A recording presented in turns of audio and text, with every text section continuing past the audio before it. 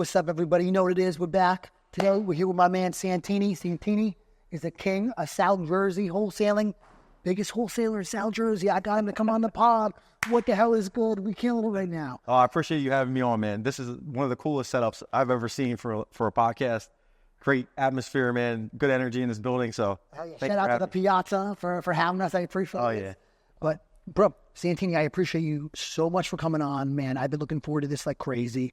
I know you're absolutely crushing it. Biggest guy in South Jersey, so I'm super excited to learn about your business, bro. I appreciate that, man.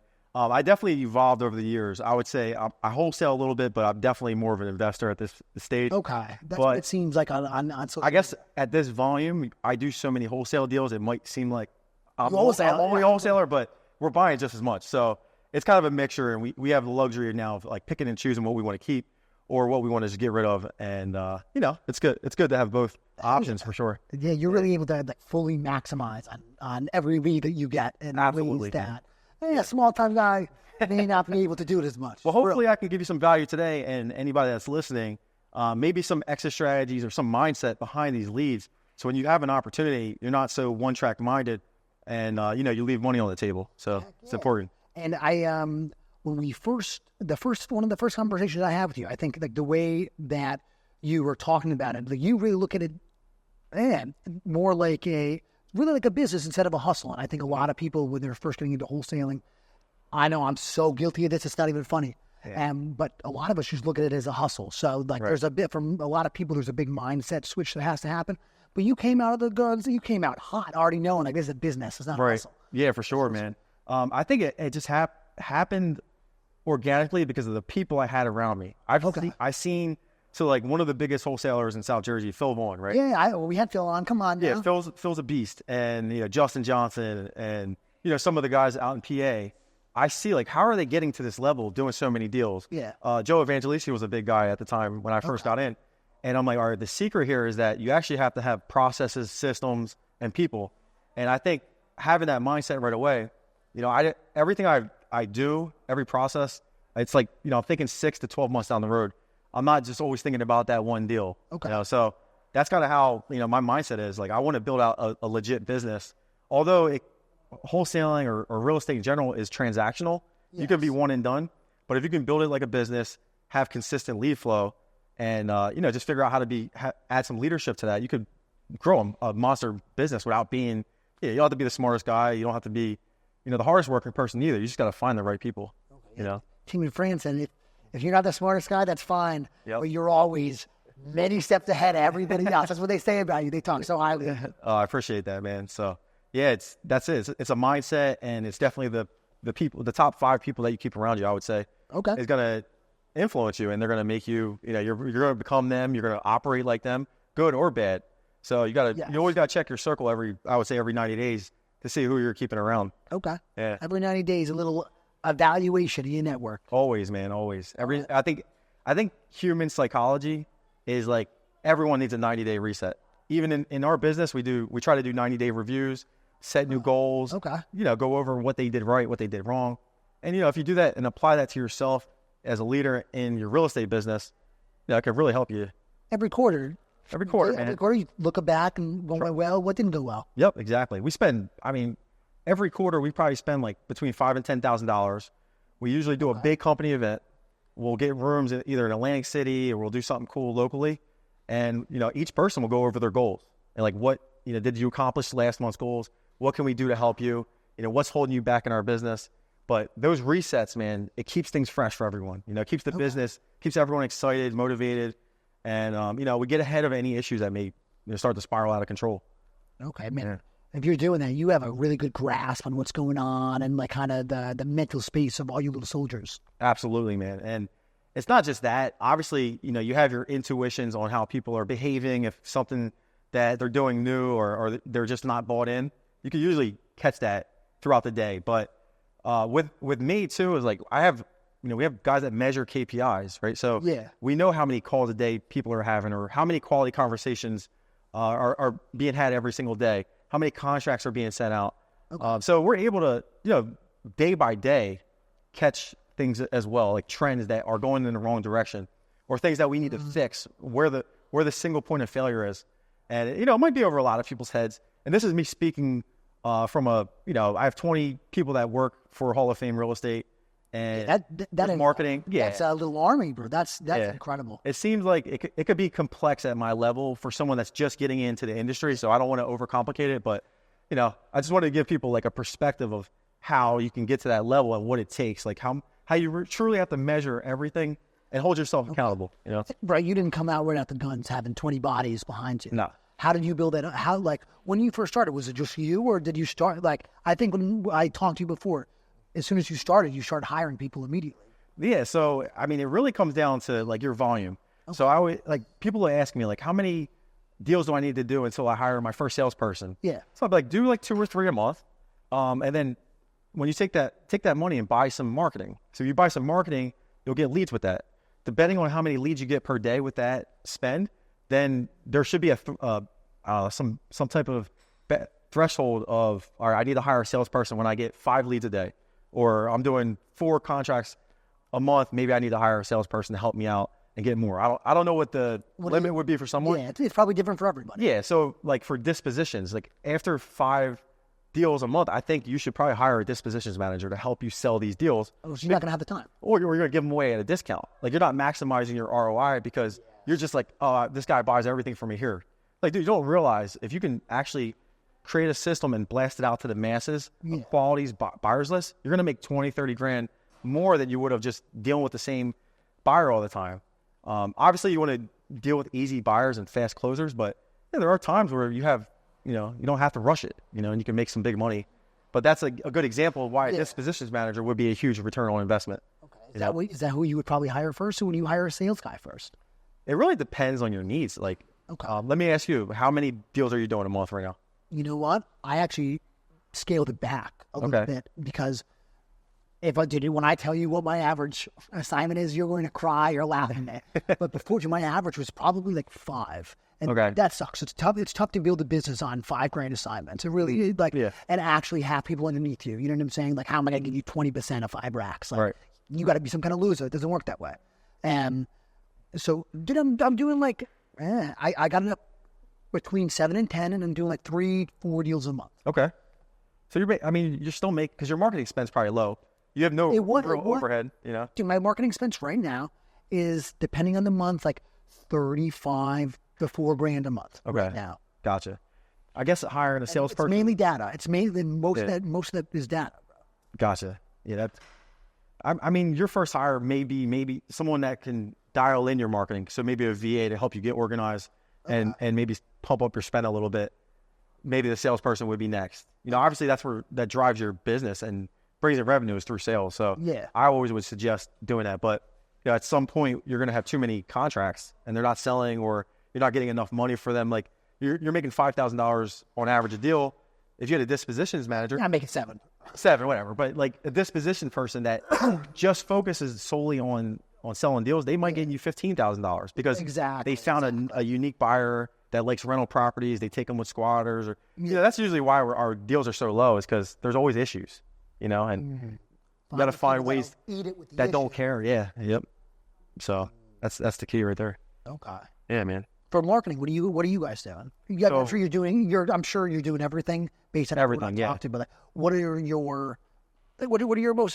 your most successful marketing? Okay, so last year text messaging was probably our number 1 marketing channel. Okay. We were texting like 10,000 people a day probably.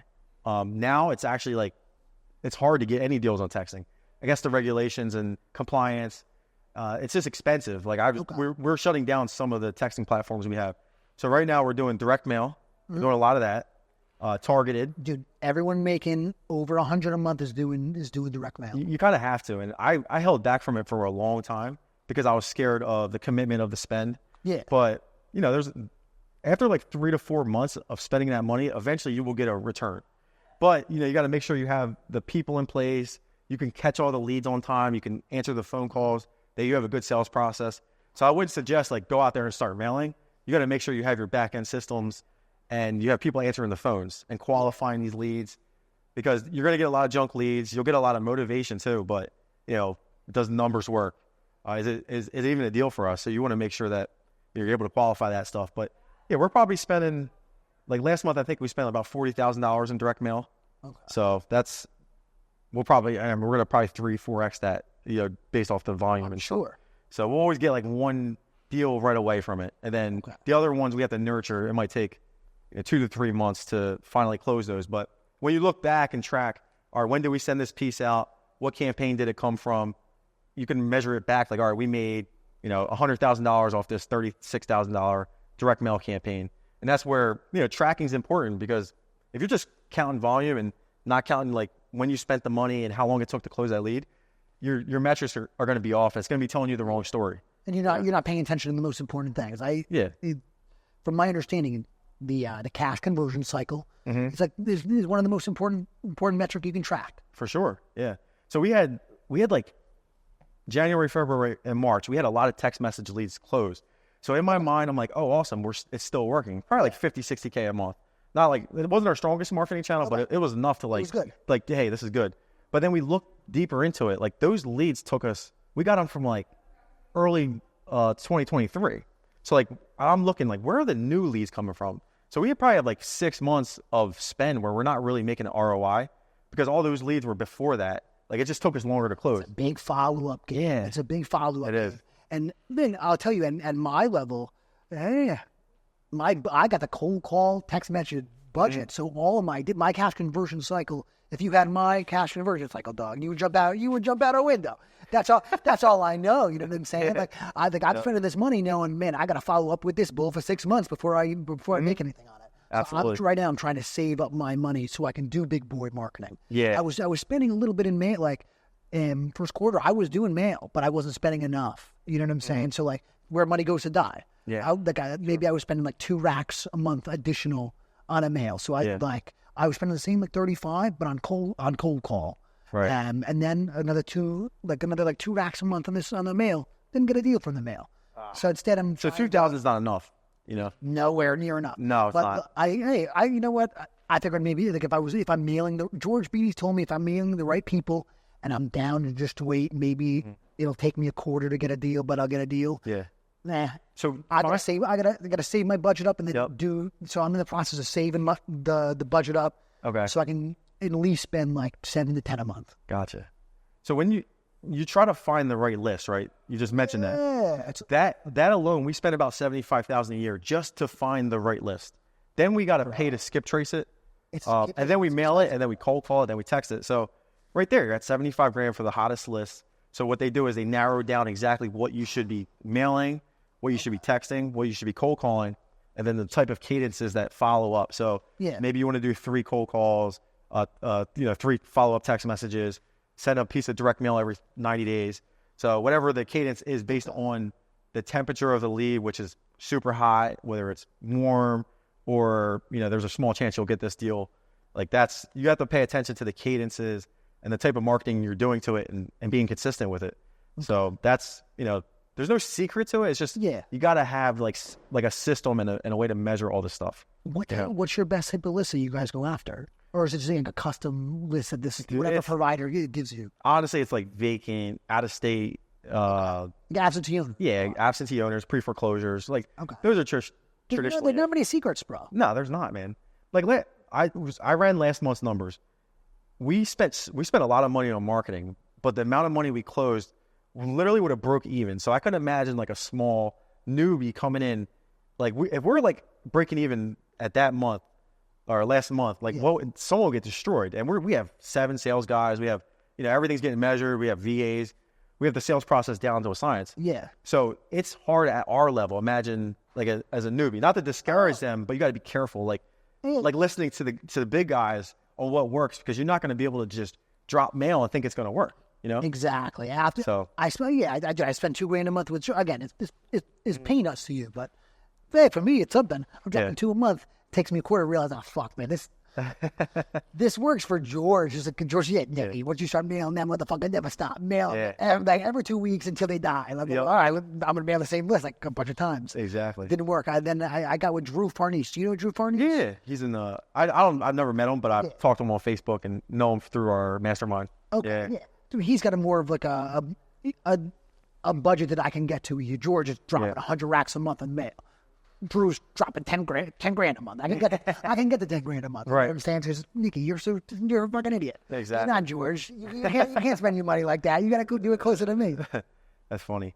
I think though the advantage that a small operator like you has is like the quality of the sales call is higher, right? So if I'm delegating to a new salesperson on this, I don't know, it's a text message lead, they might not have as much experience as you. Plus, you own the company, so like the urgency's higher. You actually are speaking with more compassion. You got more time invested, more money invested. There's a reason why you're doing well as a solo operator. So like your conversion is actually going to be higher than someone like me because it's getting delegated 3 or 4 times down the line. If I was the one at the front line answering the phone, the conversion would go up high. It'd be a war out there. But at my stage in my career, I'm not looking to work myself down to the bone. Although I do. Like last month, I think I brought in $150,000 of profit that the company had nothing to do with. I'll just throw it into the bucket to help us like get ahead. So, but yeah, that's a big advantage. If you're on the phones dialing, cold calling, like your conversion is going to be way higher than a VA or someone that dramatic sales growth. Not comparable. So you got to put the work in. If you're you're solo, you're newer, like you have to put that work in and earn your stripes before you start hiring. People don't want to work for guys that are really have no experience or has never done the business before. They can sniff it out. Most people, they can sense that the leadership's not there or the confidence isn't there. So I think at my last event, I said, like, become the leader that you would want to work for. It's important. You did say that. Yeah. And that's the truest thing ever. Like you gotta lead by example, not just by words. So how embedded or hands-on are you in the business at this point? Or because I know you have with Jesse Siegel. Yeah, Jesse, he's our MCO. He handles most of the stuff. He handles all of our operations, but he's the type of guy that he just wants things done. So it doesn't matter what it is. He's stepping up. He's getting it done, even if I'm not asking him to do it. So that's an A player right there for you. Yeah. He's fully committed, bought into our business. He sees the vision. And you probably pay him super nice too. He does well, but he earns it, man. I'm sure he's working. He probably deserves 5 times more than what I pay him, honestly. And we wouldn't be here without him because he helps now eliminate a lot of the small day-to-day tasks. He also figures out a way to delegate that out so he doesn't have to do it no more. But that frees me up now to go either recruit talent or keep like a bird's eye view on our business to see what exactly we need to prepare for or what changes or pivots we need to make in our business. That's really the freedom I get and the clarity. But as far as the day-to-day, I'm not involved too much in the sales side unless we get down to like the nitty-gritty of a deal that we can't figure out how to, like what exit strategy. Are we going to buy this ourselves? Because we do a lot of flips. Yeah, that's probably what you're most involved in. Am I going to do I want this for myself or am I going to get a little quick check and move? I'm over here checking like, all right, I got private investors, right, that I raised capital from. So I set all that up. So I want to make sure that we have the finances to make sure that we can handle all these flips. Because honestly, you can scale yourself out of this business very quickly. It doesn't matter how well you're doing. You can spend yourself out of this business by buying too many good deals. So that's why having that exit strategy of wholesaling is important. You mean like running out. Dude, like you give me 20 deals that are at 30% of the ARV, right? If I don't turn them quick enough, how much cash? Like I have so much cash, right? Yeah. So either you're going to raise capital, but then at that point, are you going to be able to handle the projects? So it's important to us that we do a 50-50 model of that quick cash conversion cycle where we might leave a little bit of profit on the table, but it keeps the lights on. It keeps our marketing going. And you move it quick. Oh, we move it quick. Yeah. Dude, every month we're hitting, $300,000, $400,000, $500,000 of profit every month, like clockwork. You hear this? 400 racks a month. You hear this? It's crazy. Yeah. So it's not. I haven't been under 6 figures, probably since 2021 in like the wholesale space. Now that we're able to do wholesaling and flips, like that's where we're getting to that $500,000 mark. Right, I checked this morning. We have about $1.2 million in profit in escrow right now that is geared up to close. Now, whether that or not that closes this month, it's probably going to get pushed out. And there's always like a 30% fallout rate of profit, so you got to calculate that. But dude, it's like, man, it's leakage. I call it. You keep your head down and just grind it out. Like you're going to look up like, holy crap, look at what we're doing, man. This is insane. So, but the urgency's there, and we can't get too comfortable. You know, I don't want our sales They'll be guys comfortable. to look at like, oh, my commission check's going to be, you know, 20 grand this month. Like, who cares? You should have made 40 grand this month. Good on the phones, you know? Yeah. That's how I feel. That's the attitude in there? Absolutely, man. I love you know? that. That's how it's got to be. Yeah. I mean, I'm in there every day grinding, or I'm pulling in new deals. Like, Okay. you know, I Oh, want so you're people in the office every day, so they see you. yeah, absolutely, man. That business does need someone there to keep an eye on it and keep things in check. Yeah. You know, I'm confident that I could leave for a little bit and it would probably run itself. But those It would slack, though. It would slack Yeah. if they don't see your face. those deals that I bring in from other wholesalers or, you know, from the MLS agents, you know, I pull out of thin air, literally. Like, those help our company grow. So it's important that, you know, I show up every day because it could be $100,000 day for us. Yeah. Yeah, for sure. Dude, so let me ask, how many, it's tough to say, like, how many deals that you guys are doing because you're not just doing wholesale. But, Yeah. like, I mean, how many deals are you guys fucking doing? I would say consistently at least 20 deals a month. At least And 20 a we're month? selling, the good thing is we're selling probably 75% of those. Okay. And then we're picking up, you know, let's say we're picking up 5 new flips, but we're selling 15, whether that's wholesaling or flipping. Okay. So our ratio is very good when it comes to what we're selling and profit coming in. Okay. I don't want to see a situation where we're buying 8 and we're selling 2. Like, that's a bad conversion for me because of all the overhead we spend in marketing and we have trucks on the road, you know, we have people on salaries and, you know, you want to keep that money coming in. So, but I would say 20 to 25 deals a month. And I have I had a big rental portfolio of like 150 doors. I've been selling some of those off a little bit here and there. So we're probably down to close to 100 now. But like, I'll trickle in a couple of those because I have so much equity in those deals just by picking them up through wholesale or buying them before like 2020 where the prices were super low. Now I'm just capitalizing on like the equity. And, you know, the rental game's good, but when I look back at it, I'm like, man, you know, it's good to balance it. Like, I don't want, honestly, I don't even think I want 100 rentals anymore. It's just too much to manage. That's so funny. Bro. Yeah. And they don't make too much money. Like, They cost money. yeah, I was in bad areas and this is just my experience. Like, I'm sure someone that bought in great neighborhoods, they might have some 200 doors and they're having a great With experience. no stress. Yeah, but I bought in like, The hood. You want to clear that. kind of, yeah, like Paulsboro, which is certain streets are bad, right? You got a lot of drugs, a lot of violence. So I bought in those cheap little areas and I paid for it, you know? I got them cheap, but I got abused like by the tenants. I got evictions. And you know how Cheap is expensive. dude, the state of New Jersey is terrible. Like, You want to get rid of tenants? yeah, it's taken, you know, it takes 6 months to 12 months to get someone out. And if they Philly's actually, the same. Philly's the same. if they know what they're doing though, they can end up staying for 2 years. you know? Professional squatters? Oh, yeah. So that left a bad taste in my mouth. Plus, it's just more management. You know, I have an in-house property management company, and there's a lot, man. There's a lot of liability there. There's a lot of attention and time, and there's not as big of a return on investment as there is today for the fix and flip. I mean, I could be wrong in 5 years. The market tanks. Property management might be my saver. Made you really good. Yeah, it might be Your lifeline. yeah, my lifeline, exactly. I dig that. So, but the reason why I don't want to give up property management is because if we can start getting other investors' properties to manage, we'll be the first ones to really understand like what's going on with these, and when they want to sell, we get the first dips. Yeah, You know, so it's a good lead huge. channel. Oh, big, Good. Kind of good cash flow. You guys good. Yeah, if you charge 10%. Yeah, bro. Even if you would get some decent cash flow, Yep. bro. You don't got to spend anything for the maintenance, so you're not out of pocket on any of these. And when they want to sell, you get first dibs to the action. Mm-hmm. I like that a lot. Yeah, it's definitely a lead channel. For Because sure. if you get one deal and makes you $100,000, it paid for the entire year. You know, essentially. So if you think of it that way, not everything has to like be so black and white. Like, think about all the other benefits. Like, we just opened up a brokerage, right, for real estate agents to come and hang their license, and you know, we'll help support them and show them some of the ways we do marketing, how we invest. So I thought it was a good ancillary business to add on. But the benefit really is the talent that I'm able to get to wear the Hall of Fame logo. So we're getting the brand recognition, right? That's not, you really can't put a price tag on that. No.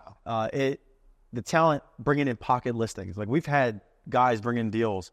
They have buyers that we don't know about, right? There's certain relationships, like Nick Barbetta. He's big in the Indian community, right? He's on our brokerage. Those are relationships we couldn't penetrate. They're just, It's true. they just trust usually 1 or 2 people because they're too busy, or there's a community of them. They only want one representation. So, you know, little things like that. The Jewish community too is big.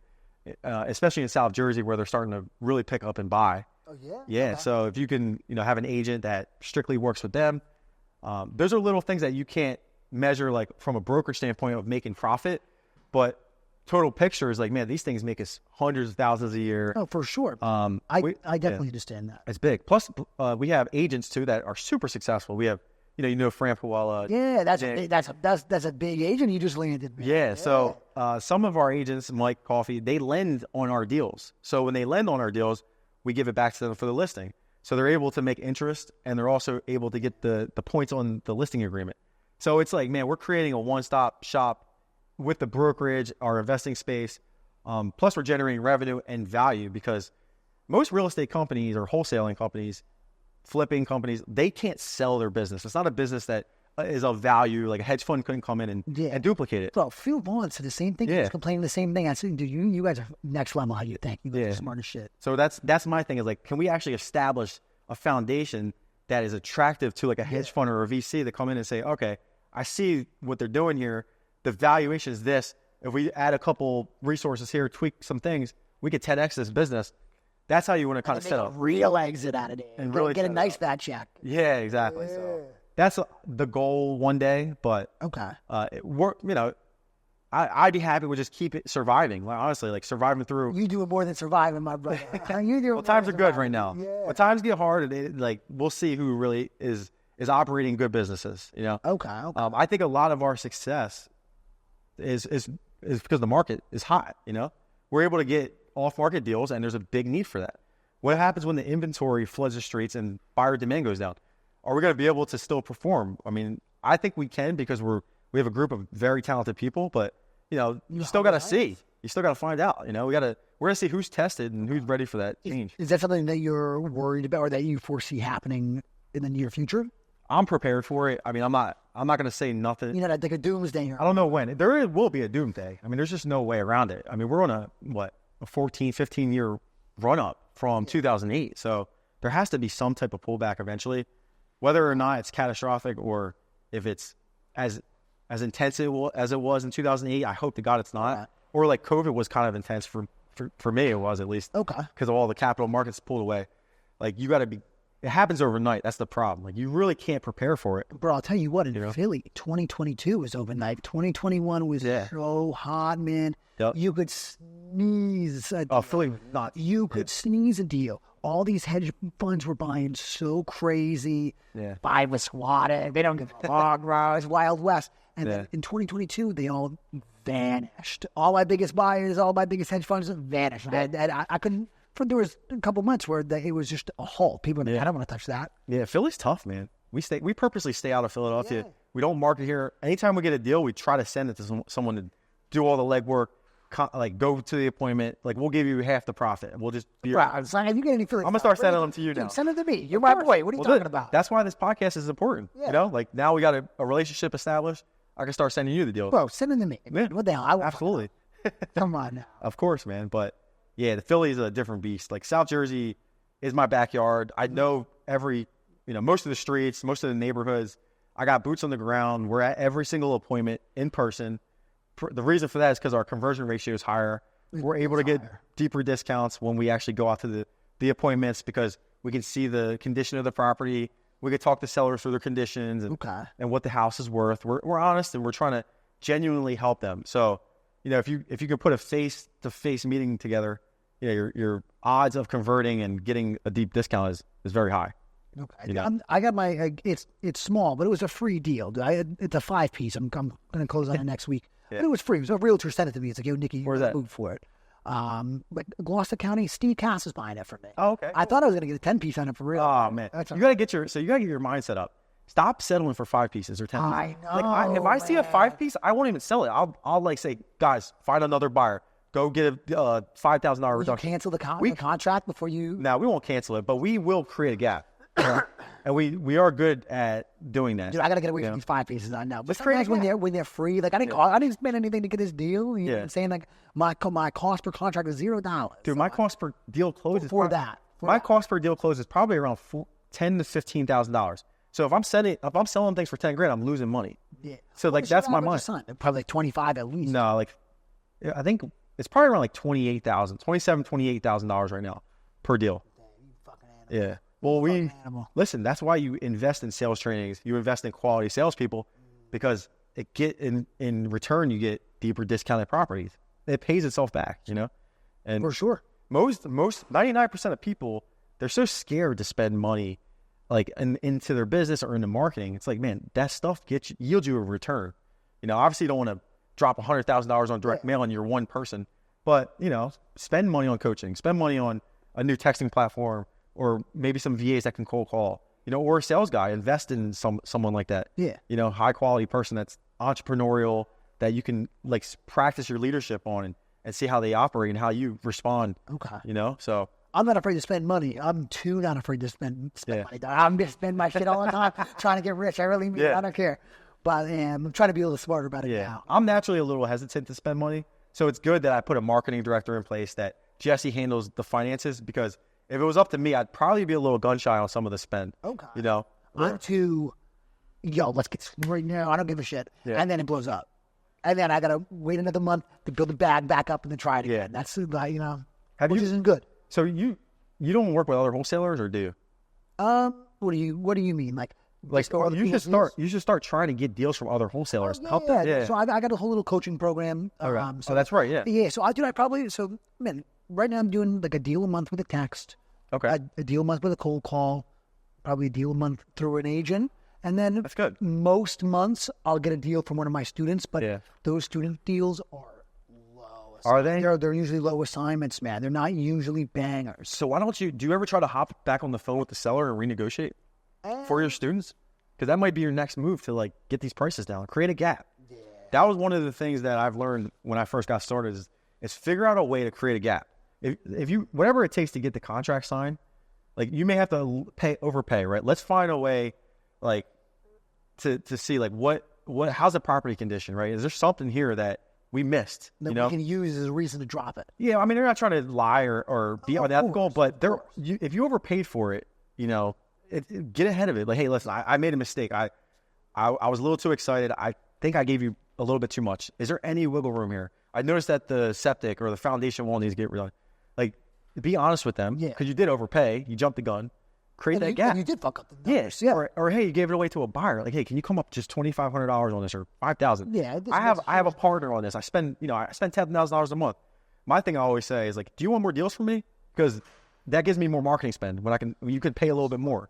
Like, I'll get you a hot deal. Like, just close this for me. Like, the deal flow and the circulation of deals is important for our business. So like, you got to kind of give us what we're asking for. We're not making a killing on somebody. Yeah, like, I'm not trying to be greedy here. Yeah. And people, like, especially Tim, I'll tell him, like, it's important that we close on this deal because we need this cycle of money. We need to get to the next deal. We'll take care of it. He's smart. He gets it. He makes money on every freaking deal. Yeah, he's smart. He knows. There was a deal that he said he was about to lose like 50 grand on. This guy turned around and made 110 grand profit on it. I'm like, so he's like Houdini out there, man, in the flipping space. So whenever he says he's about to lose money, I Don't believe him. I don't. I think for me, a big issue is that I originally was going after too low of price point neighborhoods, just because like that's how I was. Yeah, the stress is high, and it's how. But if I'm selling a 50 grand property, how am I going to make a 20 piece? How am I going to make a 30 piece? The 50 grand property. I know. I got to find the most special moron seller. You know what I mean? And people that dumb are hard to find. They really are. So since I started doing this, I'm talking to a lot of y'all that are a little bit smarter. People have pointed that out. You're smart, man. Don't say that. No, I'm smart, but like, I think I'm fucking super smart. Yeah. I got all you over here. I got to be pretty smart. Yeah. And so now I'm going after neighborhoods with a little higher of a ticket, so there's more room to go around. Okay. So I'd start. Just be ready because your response rate's going to be lower. Your leads flow, your cost per lead is going to go up because there's a lot of competition usually in those good neighborhoods, and it's again there's less distress, which means less people to hit, more spend to find those people. So that's the only downside to that. But if you want to play with the big boys, like that's where you got to go. That's exactly. And I want to play with the big boys. And this is where credibility comes into play, right? Marketing, branding, Google reviews. This matters because when you're trying to buy a $500,000 house from a seller, like they're probably pretty established, right? There might be a life-changing event like a divorce or family passed away, something like, or they want to downsize and the property might need some work. So But you got to realize, like, they're smart people. Like, you need to handle yourself well. You need to have good company branding and credibility, and you'll get that deal closed. So that's part of, like, when we go head to head with these young buck wholesalers, like, No, it's a wrap, bro. like, They we'll look say to you the up seller, and like, it's over. like, you really think they're going to be able to pay for this? Like, I have proof of funds right here. I'll give you a $100,000 EMD right now. Yeah. You know what I mean? Like, you go in there with that much confidence. Like, who the hell can? Who's going to tell you? I can get deals 20, 30 grand less than you because of the certainty that we're giving these sellers. You're coming so real. Absolutely. That realness means something. You can get a lower because of that. Yeah. So when you're going head to head with other wholesalers, and like, listen, I need an advantage. Ask them, like, are they putting down a huge EMD? Because I'll put down more money. So you don't have to budge on your price. Like, my offer is 100 grand. They're at 130, but are they putting down $20,000 EMD? You know, if you need it, Nick, call me. I'll help you put it. We're going to JV on it, but of course, we got to get them down a little bit, but whatever. We'll we got to get them down a lot for this guy. We need some meat on there, but we'll give you the big deposit, and we'll close faster, cash, like no hard money. You know, nothing's going to fall apart. We don't have to worry about appraisals. So, like, there's little things like that, man, that you can use. And again, you don't want to overcommit because sometimes you do get deals wrapped up. You don't know if you can move them. So saying that might be risky. No, that's all right. You got to know when there's a time and a place for everything, too. There's a slam dunk. Yeah, with slam dunk deals, you want to do that. You know, another good example is, like, Phil and I run into the same leads a lot. Probably all the time. All the time. So, but when we catch it, we'll call each other. And instead of driving the price up, maybe you team up. Absolutely. So we worked together on this one deal in Pensacola. We literally would have ran this price up 50 grand if we knew, like, if we were going head to head. Because it was a deal that we could have went up that high. So I called Phil. I said, listen, we're going to go in at 175 and you guys go in at 170, whatever, 3. So he goes in at 173, 2 hours later, we go to the appointment. We go in $2,000 higher. The seller knew Phil Vaughn's, like, mom or something. I forget what it was. But they had good rapport. So they call back Phil's sales guy and says, listen, if you guys can match this other company's offer, we'll give it to you. It was like $2,000. Yeah. So Phil gets it under contract. And again, we have a lot of trust and we don't want to mess that up because we couldn't do deals like this. So Phil gets it under contract and I say, Phil, listen, let's not JV. I'll just buy it off you right now. So, I think I gave him like $26,000 for the deal. So he assigned me the contract. I closed on it and then I cleaned it out, relisted it. And we made like $50,000 on that ourselves. Sure. But, like, it's good. Like, he was cool with the 26. Yeah. I had to take all the risk, put up the money, cash, all that stuff. But no, I think that's an even trade. You're actually taking it down. I mean, it's an even. Yeah. You need to make more money. The moral of the story is, like, if you can work with wholesalers, right? Figure out who these other guys are. You guys can make more money. There was $75,000 of juice on that deal. It was $80,000, I think. And if you guys weren't boys, you would have just driven that up, and then all of a sudden, the seller kills it, and you guys don't make anything. Happens all the time. So that's some advice too. Happens all the time. People, that's why I don't care if wholesalers come in our market. Just play nice. Like, let's work together. If we step on each other's toes, I'll back down if I have to. Like, if you got the contract signed, I'm not looking to bully my way into the deal. I'll step down, but it has to, we have to be fair. Yeah, of course. It's got to work for everybody. Absolutely. So that's some things I'm running into recently. I bet you guys I bet you at the top, I'm sure you're running into each other constantly. Yeah. So let me ask, are you doing the PPC or what? Yeah, we're doing some PPC. How are you doing with it? Who do we pay? We had Bateman Collective. We used them for a little bit. Okay. We spent $45K when I think we made $43,000. So we lost $2,000 there. All right. And then we used another company, AdWords Nerds. We probably spent $25,000 there for 3 months and nothing, but PPC is one of the hardest marketing channels specifically in our market. It's expensive. It's super saturated, and people do well. Like I think Phil does good on PPC. He has a really good provider. He'll spend a ton of that on the PPC. Yeah, so it's worth it. It's something I gotta explore. Okay. I didn't like our website. I didn't like our message. Like we gotta clean that up. But Mark Morey doing really well. Mark's had no team, just him. Yeah. Managing his own shit. I saw he sold a flip in King of Prussia.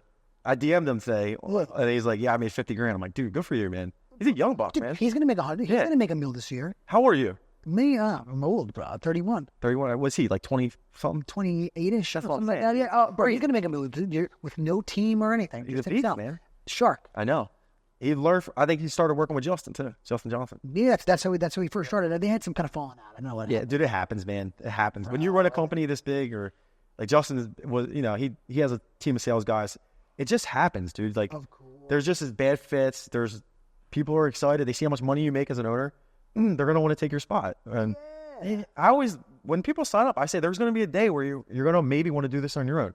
Every salesperson, you got to let me know. Give me some advance so we can prepare for that transition. I will help you start your own company. Hell yeah. So you're a good guy, of course. And dude, there's been 3 people that's left our company and started it. I buy from one of them now. The others, it's awesome, man. But you got to do it the right way. They do it right. There's sneaky shit going on, yeah.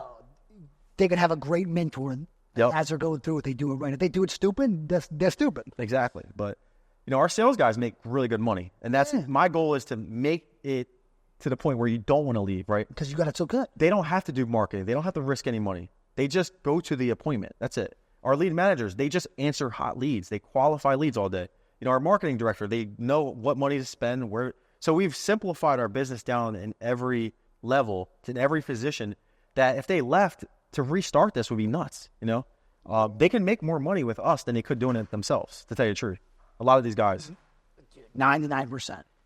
Dude, our sales guy is making more money than doctors. I'm like, dude, you guys gotta be proud of this, man. Like, you've earned it, but it should be humbling. Like, man, we gotta continue this. Like, let's not take this for granted. Yeah, of course. So, you have a great setup, man. You got a good setup. Yeah, we got a good team, man, but it took a while. Like, you gotta get out your bad eggs, and when you got new leadership come in, like Jesse, he challenges me as a leader, right? Because he needs his own people. He needs people to listen to him, follow his rules and regulations and structure.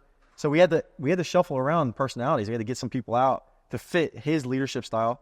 And guess what? We tripled up our business, literally. Because my skill set isn't like disciplining people. I'm a disciplined person. Yeah. And I like to lead by motivating you and pumping you up and getting you excited. But I don't want to be the guy to yell at you, right? And unfortunately, some leaders are good at that. Jesse's that guy. Like, he has no empathy. He'll stick it to you straight. But if you can survive his leadership, dude, you're gonna crush. You're gonna be an animal. He's gonna make you a monster. It's like we're wrestling, dude. Like your coach is probably an animal. He's probably on your ass every day. Yeah. So like that's the type of leadership style mixed in with me, like trying to keep everybody excited and motivated. That's why it's working for us. Yeah, I screamed that today. Your wife's probably yelling at you today too. Nah, I don't believe that. Okay. I don't believe in that kind of thing. Yeah, so let me ask you a question. How is having I know you have a son, right? Yeah. And you have a newborn on the way? Or 29th. 29th of So May. what's like your mindset, man? Is it impacting the way you're handling business, your approach going forward? Like what's your game plan? Brother, I need to make more money. That's fine. That's how, yeah. So your urgency is going up. My urgency is through the roof. My urgency, like when I had my first one, my urgency went through the roof. Yeah. My urgency is through the roof right now. Wow. I'm like, and it helped definitely solidify like income goals. Yeah. Of like what I need.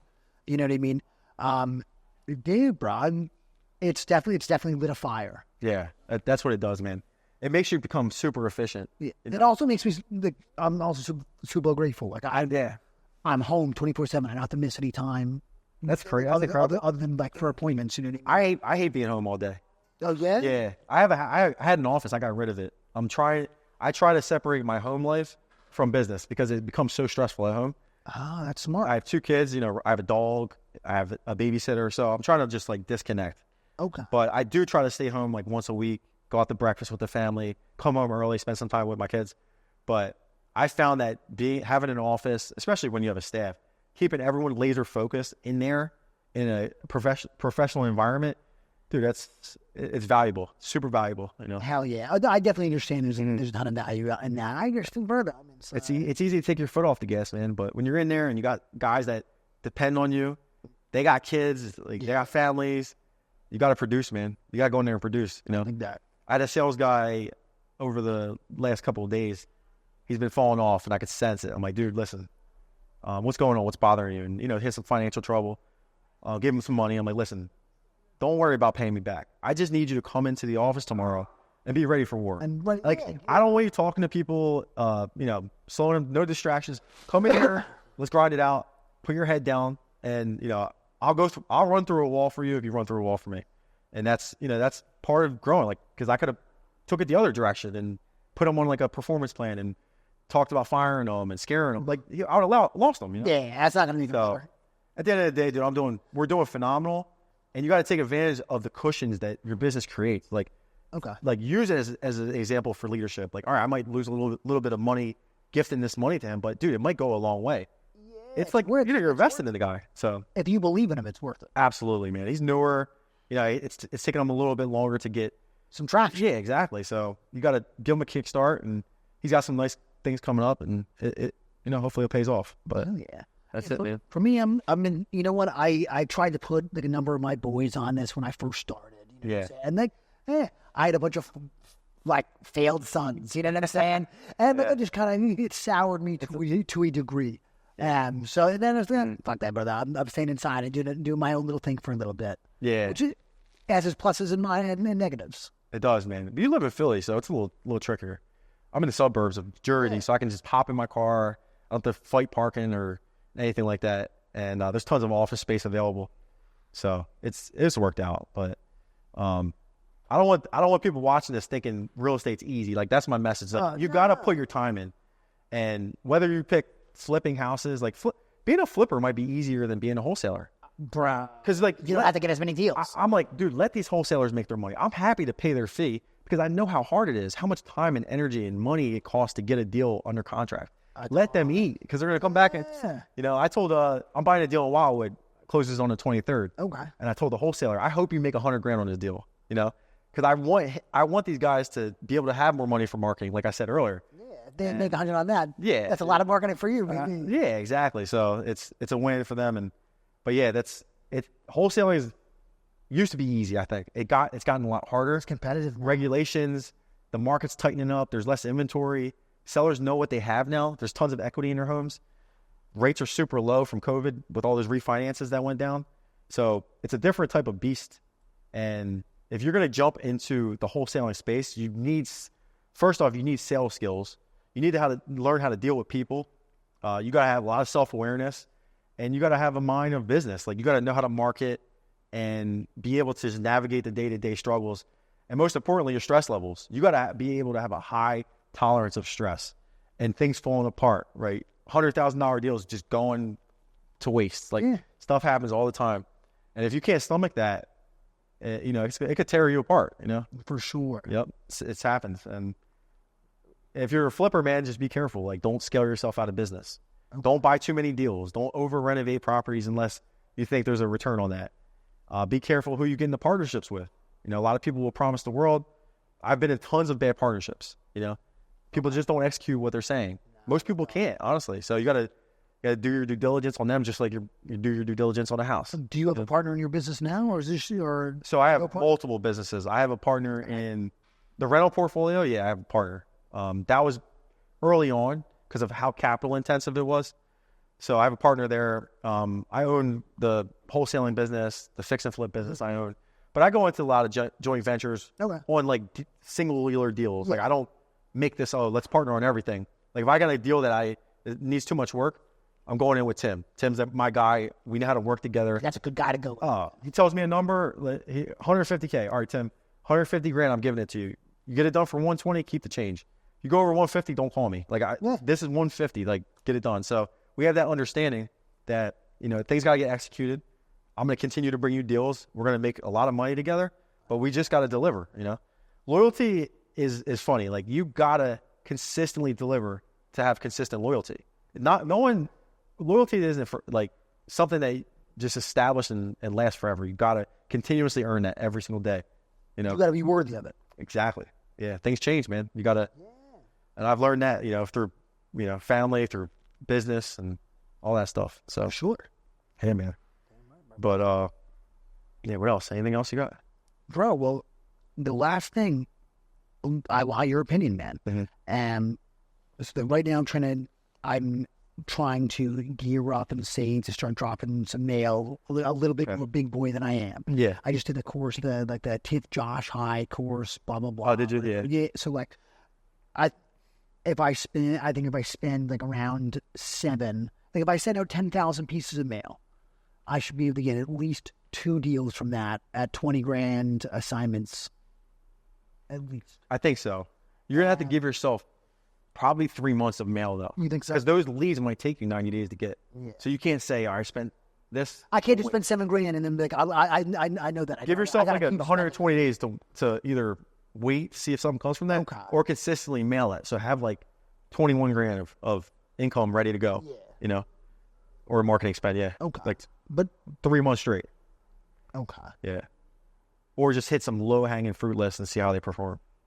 Okay. It's in my mind. Just, all right, let me get 20 racks or so on the side, and then just. Yeah. Be ready to lose it too. Oh yeah, brother. I've already anytime money leaves my pocket. Yeah. Brother, like, There's never a guarantee. Right. What do you mean? I eat my losses so quick. Yep. Like I don't even give a shit. Exactly.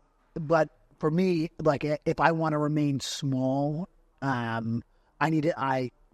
think I need to get more inbound leads. Yeah. That's what I'm coming with.